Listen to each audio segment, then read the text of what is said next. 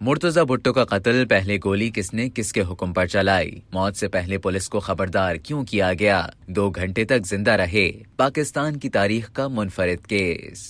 साबिक वजीर आजम जुल्फिकार अली भुट्टो के बेटे और साबिक वजीर आजम बेनजीर भुट्टो के छोटे भाई मुर्तजा भुट्टो को सितंबर 1996 में कत्ल कर दिया गया। कातिलों का पता नहीं चल सका, और पता चलना तो दूर की बात है, पहले गोली किसने चलाई और किसके हुक्म पर चलाई ये तक पता नहीं चल सका। ये पाकिस्तान की तारीख का मुनफरिद केस है, जिसमें 2 FIR दर्ज हैं, एक रियासत की पीपल्स पार्टी के शहीद रहनुमाओं के खिलाफ यानी मुर्तजा भुट्टो और दूसरे लोगों के खिलाफ, और दूसरी मुर्तजा भुट्टो के मुलाजिम नूर मोहम्मद ने पुलिस अफसरान के खिलाफ दर्ज कराई।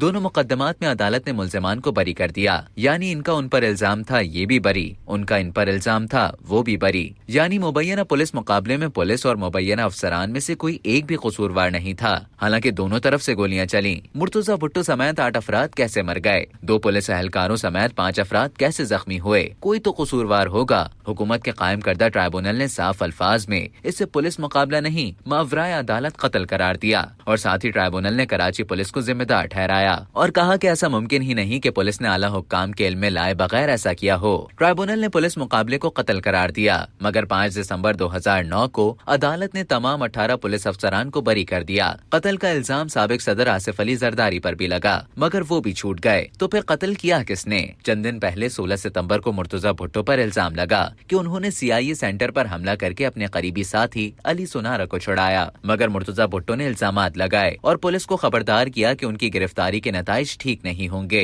इस कत्ल ने पाकिस्तान की सियासत पर गहरे असरात मुरतब किए और चंद हफ्तों बाद नवंबर में बेनजीर भुट्टो की हुकूमत बरतरफ कर दी गई। वक्त गुजरता गया, FIRs कटी, इंक्वायरी हुई, मगर हकाइक से पर्दा नहीं उठ सका। खुद उस वक्त की वजीर आजम बेनजीर भुट्टो ने बाद में लोगों से हकाइक सामने लाने की अपील की। एक और काबिल जिक्र बात यह है कि मुर्तजा भुट्टो के मुलाजिम की मुद्दत में जो FIR दर्ज की गई, उसमें उस वक्त के DIG Shoaib सडल, DIG IB Masood शरीफ, SSP वाजिद दुर्रानी, SP शाहिद हयात समेत 18 पुलिस अफसरान के खिलाफ ये दर्ज हुई, मगर इन तमाम अफराद को कत्ल के 13 बरस बाद आने वाले अदालती फैसले ने बेगुनाह करार दिया। सवाल ये उठता है कि गोली फिर किसने चलाई? पुलिस कहती है कि मुर्तजा भुट्टो की तरफ से पहली गोली चलाई गई, जवाबी फायरिंग में वो मारे गए, जबकि मुर्तजा भुट्टो के साथी कहते हैं कि गोली पहले पुलिस ने चलाई। वाक़े के बाद साबिक IG सिंध और उस वक्त के DIG शोएब सडल ने टीवी इंटरव्यू में दावा किया कि मुर्तजा भुट्टो के करीबी साथी रॉ से तरबियत याफ्ता थे। साथ ही उन्होंने कहा कि पहले गोली किसने चलाई इसकी तहकीकात ही नहीं की गई। उस वक्त के वफाकी वजीर दाखिला lieutenant general retired Naseerullah Babar ने दावा किया